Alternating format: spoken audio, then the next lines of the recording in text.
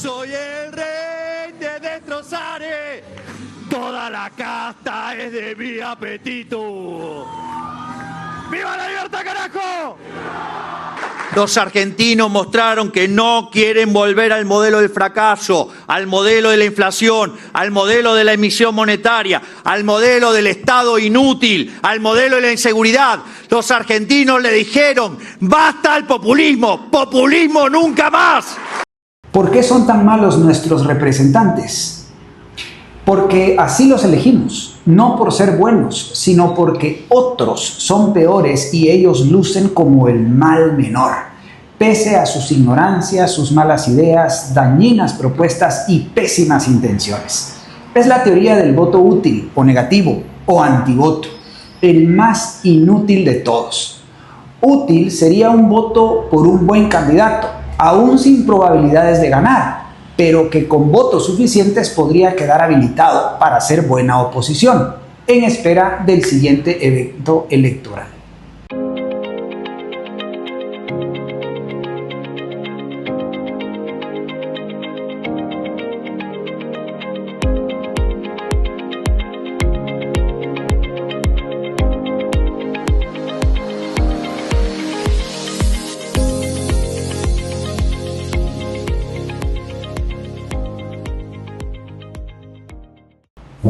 Saludos liberales clásicos del Foro Liberal de América Latina, sean bienvenidos una vez más a estos espacios de infoeducación política en materia de política internacional que desde el Partido Fusionista en Guatemala lanzamos con el ánimo de inspirar a los guatemaltecos de bien y a los demás latinoamericanos que nos están sintonizando a través de las plataformas oficiales del Foro Liberal de América Latina y del canal del Partido Fusionista, para activar políticamente y encauzar el proyecto que puede convertir a nuestros países y a nuestra región en una verdadera potencia mundial, algún día.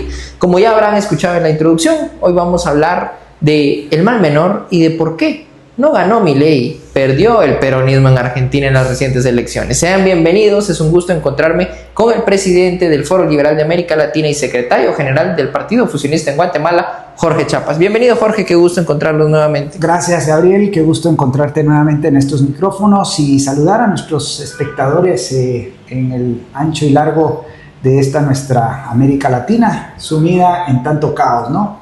Pero bueno, aquí estamos con el ánimo de enseñar, inspirar y comprometer. Desde ya los invitamos a que nos acompañen hasta el final de este video, que se lo vean completo, que se suscriban a nuestro canal de YouTube si no lo han hecho, déjennos sus likes, sus comentarios, pero desde luego lo más importante, que activen políticamente junto con esta plataforma política continental. Jorge, como bien lo dice nuestro continente, todas las semanas afortunadamente hay un tema para venir a discutir, pero lamentamos que sean temas, pues digamos, propios del salvajismo político, como lo son los bombazos, una vez más. Un bombazo en el Caribe, 14 muertos gracias a las salvajadas del megalómano del presidente Donald Trump, que cree que el Caribe es su patio trasero para tirar cohetes. También vivimos crisis como la de Brasil recientemente, en Río de Janeiro, un enfrentamiento entre fuerzas de seguridad y narcotraficantes, y lo que captura la atención de nuestros habitantes en el continente hoy por hoy, ¿no? La triunfal victoria de Javier Milei. ¿De veras ganó Milei este proceso electoral? Un proceso electoral en Argentina de elecciones legislativas que, dicho sea de paso, es histórico porque presentó muy poca afluencia en comparación a los procesos electorales anteriores, ¿no?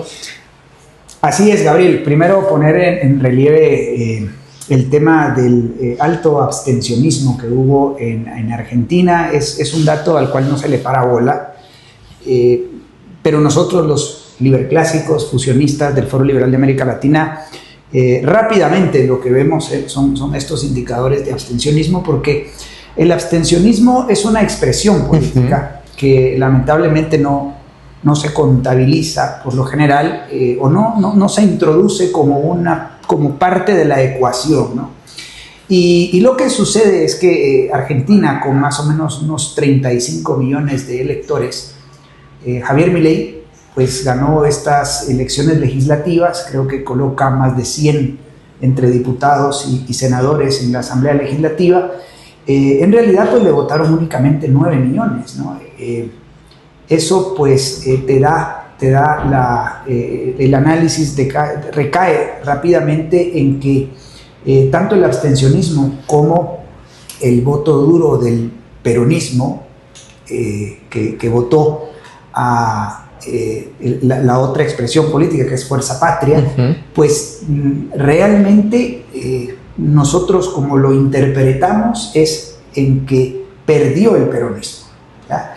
Y Milei, aunque ciertamente tuvo un triunfo electoral, nos parece que eventualmente tiene una derrota política. No es lo mismo que tú tengas un triunfo electoral, pero políticamente salgas derrotado. Claro. Y creo que el tiempo va a ir dándonos la razón.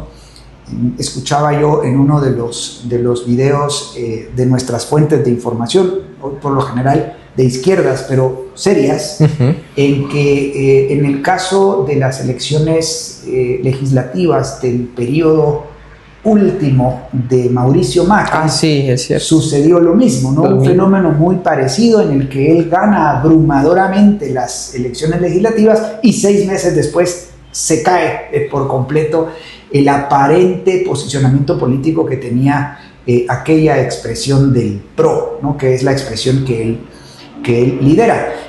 Bueno, ya veremos cómo se van desenvolviendo la política, el experimento anarcocapitalista en Argentina, un experimento que de verdad está dejando muchas secuelas y efectos negativos en los sistemas políticos y en el pensamiento generalizado de la gente, ¿no, Gabriel? Entonces, mira, habrá que ver cómo se desenvuelve también el fenómeno de cómo Mauricio Macri pues logra penetrar a través de La Libertad Avanza una buena parte de operadores políticos, candidatos o más bien legisladores ahora, y cómo aparentemente va a tener que lidiar con eso el presidente Javier Milei, ¿no? Nosotros hemos dicho en estos micrófonos que reformas no es lo mismo que ajustes. Exacto. ¿Sí? Sí. Y lo que está haciendo el presidente Javier Milei en Argentina es un ajuste. Es un ajuste que gira todo en torno a la política fiscal y al gasto público, básicamente, pero no hay un set de reformas económicas complementadas con un set de reformas políticas y reformas sociales que conduzcan a pensar que lo que está pasando en Argentina hay un cambio de sistema. No, para nada. O sea, allí lo que hay es un ajuste, básicamente, como dice el profe o reseña el profe en esta obra, desburocratizar no es lo mismo que reducir funciones, poderes y recursos. O sea, no es lo mismo desburocratizar. Probablemente Javier Milei ha desburocratizado, pero no necesariamente ha limitado el gobierno a sus funciones propias. Claro. Así que, una vez más, nosotros, como lo hemos dicho en la introducción, lo que tenemos en nuestros países son malos representantes, ya sea de izquierdas o de derechas malísimas, pésimas, como la de Javier Milei, que pues engaña a la gente, Gabriel, y engaña a gente de la talla de Walter Block, por ejemplo, que es un defensor del anarcocapitalismo y bueno, lanzó un video recientemente en defensa y celebrando este triunfo electoral de Javier Milei. Pero bueno, Walter Block no logra, digamos, lo que consume es muy probable lo que le venden los medios de comunicación, que lo que venden es triunfalismo electoral, pero cuando tú empiezas a ver el panorama completo y empiezas a buscar otras fuentes, vas entendiendo que la narrativa de relativo éxito en Argentina realmente no lo es. Hay mucha pobreza, hay mucha informalidad, hay desempleo, la cuestión de la seguridad, la inseguridad está digamos, pues es un problema muy serio que no se ha sabido resolver desde el oficialismo. Y pues bien, ahora lo que pasa es que tienes otro factor en la ecuación y es el factor Donald Trump y el Tesoro de los Estados Unidos con Scott Bessent, sí, gracias, con toda esta política pública de salvataje financiero y endeudamiento, ¿no? Y yo creo que ese es uno de los principales indicadores para que por fin lleguemos a entender que lo que está pasando en Argentina pues no es nada bueno en el mediano largo plazo. De hecho, a Javier Milei en una entrevista recientemente le preguntaban esto que está haciendo Estados Unidos, estas ayudas, ¿es un rescate económico? Y decía que no, porque aparentemente él quiere vender la idea o proyectar la idea de que él tiene la situación bajo control. Y luego le preguntan a Donald Trump si era un rescate. Sí, porque los argentinos no tienen dinero, dice. Bueno, en realidad, en este sentido sí tiene razón Donald Trump. Los argentinos no tienen dinero, no tienen recursos, o tienen dinero sin valor, que es peor, ¿no? Tienen exceso de masa monetaria. Y bueno, Javier Milei se ha distinguido por vender esta idea de alguna manera un milagro económico en la Argentina, y que ha penetrado en la mentalidad de muchos amigos y colegas en el largo y ancho del continente, que se cree en la idea de que Argentina está atravesando por un cambio positivo, pero cuando vemos en la práctica, ¿qué encontramos? No, un mismo sistema estatista tal cual se vivía bajo el régimen de los Kirchner. Tenemos escándalos de corrupción que recientemente hemos comentado en estos videos, grandes escándalos de corrupción que involucran a la hermana del presidente Milei, que lo involucran a él en el caso de la criptoestafa. Y bueno, estos vínculos con el narcotráfico en el caso de José Luis Espert. Claro. Y desde luego la conformación de un rejunte, como le hemos llamado a esto de La Libertad Avanza, no es un partido político, es un rejunte de varios espacios que muy posiblemente se le vayan a dar vuelta. Correcto, sí. Y digamos, ahora esa es nuestra lectura, ¿no? Como tanto a nivel de Asamblea Legislativa o Parlamento y a nivel de gobernadores provinciales, pues bueno, le dieron el triunfo electoral recientemente a Milei y a La Libertad Avanza, pero ¿a cambio de qué? Exacto. ¿Cuál va a ser la moneda de cambio? Y bueno, ya veremos, Gabriel, aparentemente nuestra postura anarcocapitalista, porque nosotros no somos anarcocapitalistas, no somos tampoco libertarios. Queremos reiterar y aclarar este asunto porque rápidamente, dada digamos la fama y la popularidad que ha adquirido este otro megalómano, como le llamabas a Donald Trump en una parte de la introducción, pues bien, este desquiciado de Javier Milei, a nosotros nos asocian con él y dicen, sí, ustedes se parecen a Javier Milei. No nos parecemos a Javier Milei. No, nosotros somos liberales clásicos, fusionistas. Como tal, somos liberales en lo económico y conservadores en lo moral, en lo político y en lo cultural. Creemos en el gobierno limitado, en los mercados realmente libres y en el irrestricto respeto a la propiedad privada, tanto como un sistema de valores, instituciones, tradiciones y costumbres que le dan soporte moral al sistema de capitalismo liberal. Eso nos hace ser gente congruente y no chifladuras, como le llama el profesor en este libro, al rothbardismo o el anarcocapitalismo que aleja a la gente normal, ¿sí? Y por eso, bueno, la gente aspira, anhela algún día, no sé, a una Argentina sin gobierno, ¿no?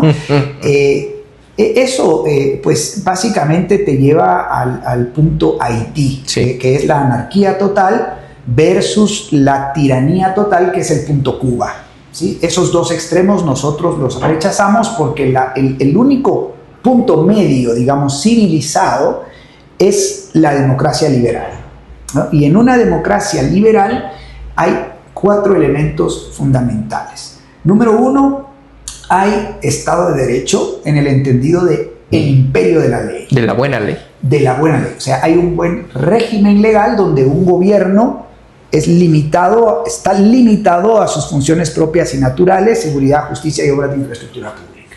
Hay separación de poderes. Pero coordinación de poderes. Gracias, Gabriel, estamos ahí complementando.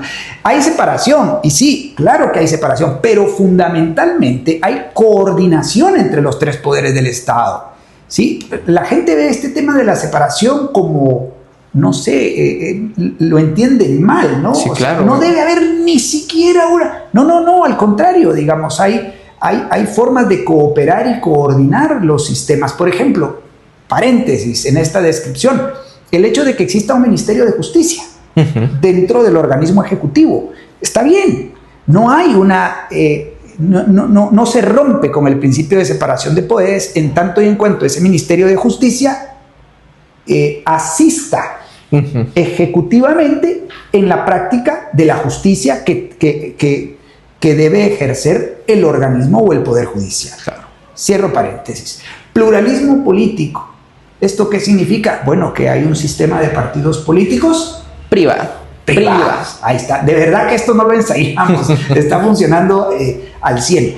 Esos partidos políticos deben ser completamente privados. Y hoy no son privados. Hoy son brazos del estatismo que operan al amparo de leyes de partidos políticos que prescriben todo lo que un partido político es, debe ser. Y de esa cuenta, ideológicamente, todos son exactamente lo mismo. Exactamente. Hay básicamente uniformidad ideológica. ¿Sí? Todos suscriben las políticas estatistas. Incluso La Libertad Avanza, que bueno, básicamente la manipulación del tipo de cambio, pues es una política ampliamente estatista. No, pero que se liberó. Bueno, sí, se liberó para unos, pero no para otros. Esas son políticas estatistas. No, pero es que es gradual. Bueno, el gradualismo no funciona. Nosotros lo hemos insistido desde hace años, lo venimos diciendo como Foro Liberal de América Latina.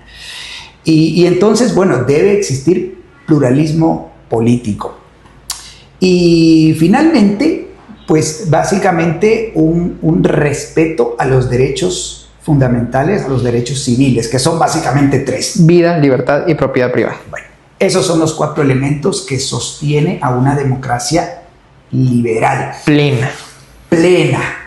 Hoy por hoy en América Latina no tenemos democracias liberales. Lo que tenemos son democracias patológicas, sí. Democracias incompletas, por decirlo de alguna manera, porque no se respetan estos derechos civiles fundamentales.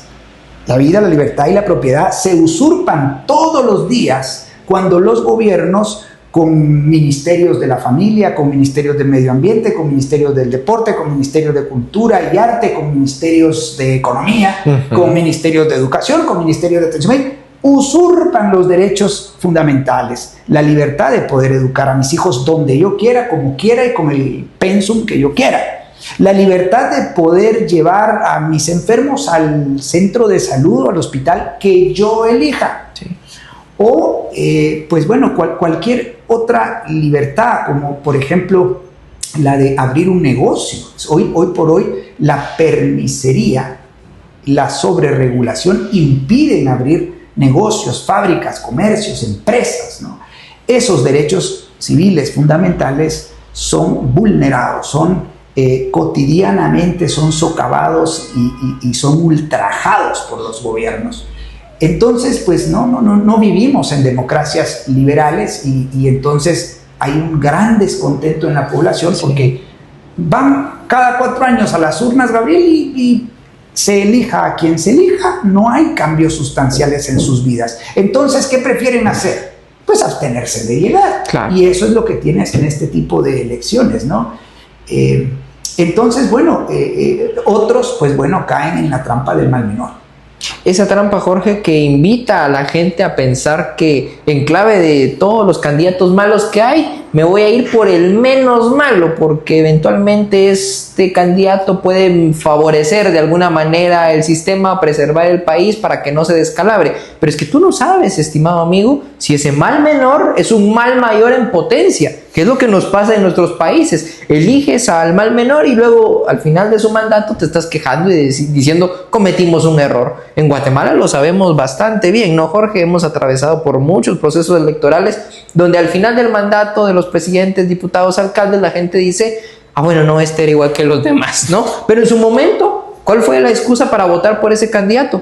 Que en las papeletas era el mal menor. Y nosotros nos regimos por la idea de que de los males, si tú tienes a un mal y a otro mal en las papeletas, no elijas a ninguno, ¿no, Jorge? Apuesta por el bien, pero el bien hoy no está presente o tú no lo ves ubicado en las figuras mediáticas que capturan la atención, porque veía este análisis que se hacía, por cierto, en torno al tema de la masacre que ha habido en Río de Janeiro. Sí.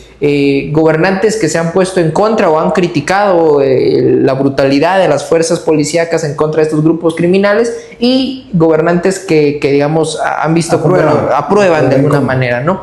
Entonces, al parecer ya ha habido pronunciamientos de algunos políticos de la región y claro, se trata de hacer o plantear que algunos candidatos, y dicho sea de paso, posibles o precandidatos presidenciales regionales, son el bien, y quienes se oponen a este tipo de brutalidad son malos, ¿no? Entonces los toman por un lado el propio Lula da Silva en contra, el presidente Gustavo Petro, con la oposición a estos bombardeos en el Caribe, y del otro lado ya surgen figuras como por ejemplo el empresario Carlos Salinas Pliego.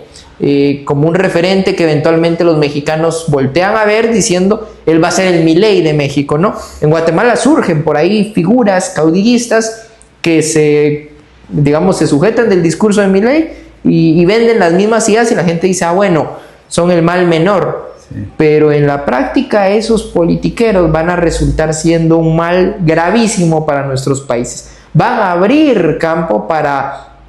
se aplican a narcocapitalismo, anarquía como se vive en Haití. Y si no, si siguen la receta Milei de ser estatistas en la práctica, más no en el discurso, van a aplicar políticas igual de perversas que las que hemos tenido con los peores gobernantes de izquierda que ha habido en nuestros países, ¿no? Ambos fenómenos representan el mal en la política. Lo que nosotros invitamos desde Foro Liberal de América Latina es voltear a ver al bien en la política, que somos nosotros los liberales clásicos, quienes transparentemente te decimos, somos de derecha, somos liberales clásicos, tenemos un set de reformas políticas que van a lograr decantar que en nuestros países haya desarrollo económico y prosperidad, pero no son reformas del tipo ajuste, como bien dice Jorge, que es lo que se vive en Argentina. No son tampoco reformitas parciales ni graduales, son reformas completas, congruentes, justas y de shock, que nosotros planteamos para que en nuestros países de verdad hayan cambios sustanciales. Yo lo entiendo y lo hablábamos en el video anterior que te invitamos a ir a ver, está apareciendo ahora en pantalla. Una última pregunta que me hizo usted en ese video de un medio de comunicación en Guatemala, donde se hablaba de qué se tenía que hacer para que Guatemala llegara a atravesar un efecto como el que se vive ahora con Milei en Argentina. Bueno, yo no entiendo la ambición de la gente por querer estar como en la Argentina de Milei, si es un desastre, Jorge. Sí, pero se cree en lo que dicen los medios. Se cree en lo que dicen los medios y muchos analistas, muchos economistas serios, como el mismo Juan Ramón Rayo, a quien nosotros respetamos y valoramos como economista. Y sin embargo, mantienen una posición obsecuente, ¿no? Una posición alcahueta con este ajuste que lleva Milei y que nosotros hemos juzgado pues como una muy mala experiencia para América Latina, porque no va a provocar los supuestos efectos que dice que provocan, sino lo que va a lograr es que la teoría del péndulo, pues en esa teoría, en ese juego que hay en política, pues venga la izquierda recargada, ¿no? Y bueno, va muy mal. Esto va muy mal en el mediano largo plazo, aunque hayan triunfos electorales, digamos, en este inmediatos, digamos. Ahora, yo quiero resaltar dentro de todo este esquema, un poco para ir ampliando, ya, bueno, tú ponías el contexto hoy por hoy en Brasil en el tema de la lucha contra el narcotráfico, de lo cual hemos hablado mucho desde estos micrófonos, pero algo que me llamaba poderosamente la atención y que hay que ponerlo y dejarlo muy claro es el altísimo nivel de deuda pública que está adquiriendo Argentina y cómo dentro de todo este esquema entra la doctrina Donald Trump y Scott Bessent, ¿no? que ahora son una especie de zar financiero, ¿no? Para la Argentina. ¿Y por qué lo está haciendo Donald Trump? Nuestros adversarios políticos que lanzan buenos discursos desde la base del diario Red, que son estos medios de Pablo Iglesias, socialista, claro. Nosotros, por supuesto, no comulgamos ni un ápice con el socialismo de amigas, amigos y amigues, que Pablo Iglesias dice con total sinceridad, ¿no? Y congruencia con su postura ideológica. Bueno, nosotros por supuesto que no comulgamos ni un ápice con ese tipo de ideología política, pero dentro de los análisis que ellos hacen y que creo que tienen muchísimo sentido, por eso nosotros vemos a estos analistas, porque nos parece que son análisis bastante más serios de lo que hay en nuestros países, incluso de derechas. O sea, no hay profundidad teórica, no van más allá de la narrativa mediática y tal. Pero lo que dicen estos analistas es que el interés, pues obviamente, son los recursos económicos de origen natural, ¿sí? El triángulo de litio está entre Bolivia, Argentina y no sé si es Brasil o Paraguay, no recuerdo bien cuáles son los 3 países donde hay yacimientos de litio muy importantes. El cobre también es muy importante, el oro también es muy importante y bueno, el mismo mercado de la soja, como le dicen en Argentina, son recursos económicos de origen natural estratégicamente importantes en esta competencia geopolítica entre Estados Unidos y China, ¿no?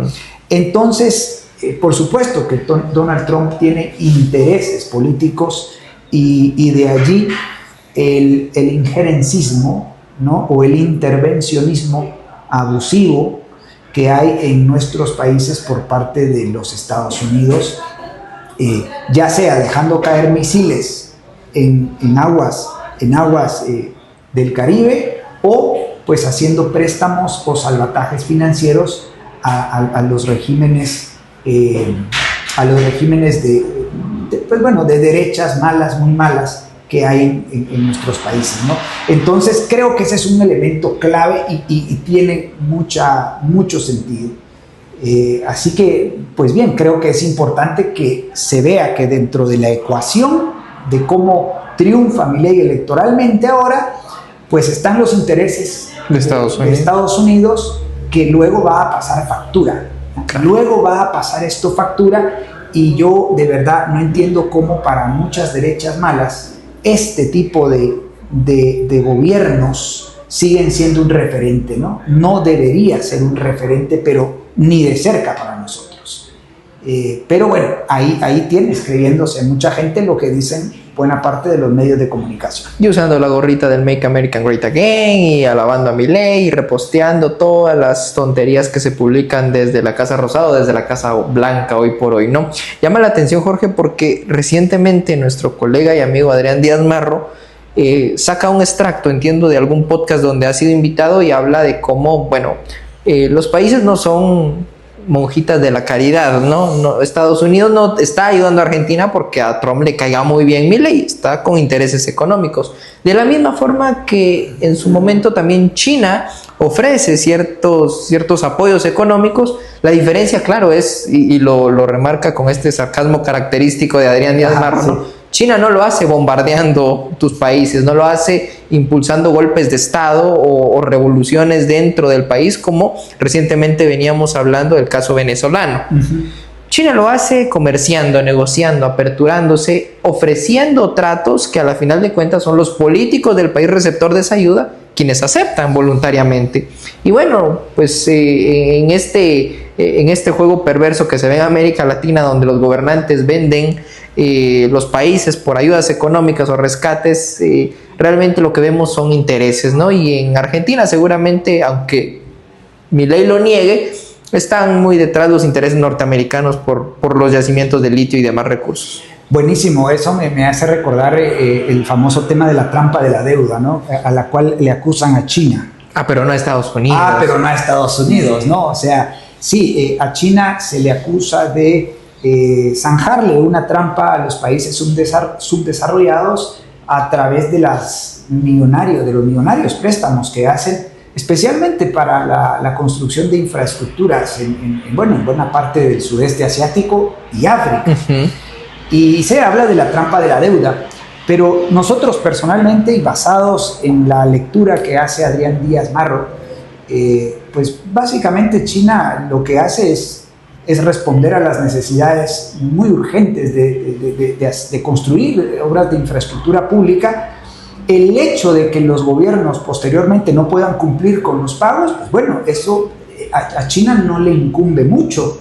Según analistas como Adrián Díaz Marro, pues bien, China trata de establecer condiciones de cooperación a través principalmente del flujo de bienes y productos que está produciendo China de una manera colosal, y lo que intenta es crear vías de comercio, ¿no? Ahí está la nueva ruta de la seda, ahí está la ruta polar del Ártico, y pues bien, tal parece que en realidad los que están empleando esa táctica de soft power, le llaman, ¿no? de poder blando y trampa de la deuda, son los Estados Unidos. Sí. Son los Estados Unidos. ¿No valdría la pena que empieces a cuestionar estos elementos en juego y que voltees a ver tu mirada, como nosotros siempre lo recomendamos, lo sugerimos y de hecho lo hacemos acá, hacia el sudeste asiático, hacia el oriente del planeta? Nosotros te hemos insistido en voltear a ver lo que está pasando en China y el sudeste asiático, lo que está pasando en Rusia, por ejemplo, ¿no? Esta semana miraba con alegría, pues con entusiasmo más bien, algunos posicionamientos de China respecto del comercio, ¿no? Y cómo enfrenta esta condición o esta era de aranceles y de tariffs, ¿verdad? Que por cierto es la palabra preferida en el argot de Donald Trump. Bueno, China lo va a enfrentar ampliando sus mercados, diversificando sus mercados y transitando hacia un sistema de respaldo metálico de sus monedas. De hecho, bueno, creo que también se van a lanzar con una moneda, con un sistema monetario digital, con lo cual nosotros los liberales clásicos no somos muy fans. Nosotros somos fans del patrón oro clásico, y un liberal clásico que se precie de ser liberal clásico, su distintivo es el patrón oro clásico, estimados amigos.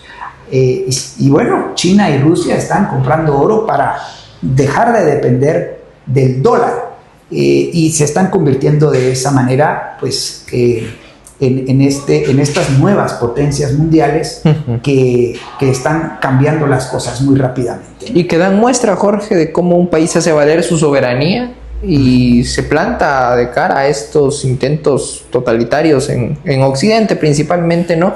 De estos megalómanos que tratan de creerse o que se creen dueños del mundo, reyes prácticamente, que pueden imponer su voluntad en nuestros países. Así que, pues bien, la invitación para nuestros amigos en el Foro Liberal es a acercarse con una propuesta auténticamente liberal clásica, a no escoger entre males y males menores, escogernos a nosotros como una oferta de bien, que tenemos un programa político de transición al capitalismo liberal que conviene muy bien en esta sintonía que hoy vemos en los países del sudeste asiático, ¿no? Transformarnos en una región, nosotros le llamamos los jaguares latinoamericanos, una región de países desarrollados, pues demanda una serie de acciones políticas profesionales, y empieza cambiando tu mentalidad, estimado amigo, cambiando el chip, dejando de ver como referentes a Donald Trump, a Javier Milei, a María Corina Machado, dejando de creerte mentiras como la de que Rodrigo Paz es un presidente de derechas, creyéndote la idea de que Daniel Noboa está haciendo grande a Ecuador, y apostando realmente por acciones concretas como lo son la puesta en práctica de las 5 reformas, aplicando estas reformas de shock, constituyendo partidos políticos de derecha liberal clásica que puedan ser en algún momento electoralmente fuertes. Jorge lo decía en la introducción, ¿no? A lo mejor, y sí, somos fuerzas muy pequeñas, somos grupos disminuidos en la región, liberales clásicos se cuentan con la palma de la mano, pero bueno, sin tu apoyo nunca vamos a ser electoralmente grandes o fuertes. Necesitamos tu apoyo para llegar a ser primero oposición y eventualmente poder hacer un gobierno de transición hacia el capitalismo liberal. Sí, excelente, Gabriel, que hayas mencionado el nombre de María Corina Machado. Ya hicimos un comentario la semana pasada al respecto.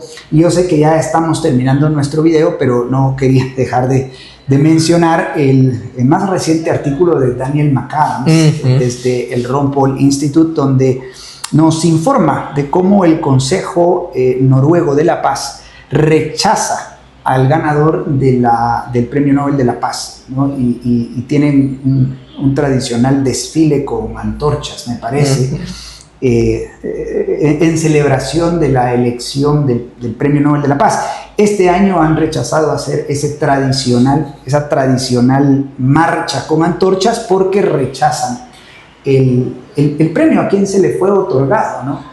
Y la verdad, nosotros celebramos, yo lo hice público en una publicación en Twitter, en X, celebramos que hayamos coincidido con Daniel McAdams y con el Ron Paul Institute, con el Dr. Paul, que es nuestro referente liberal clásico en América, ¿verdad?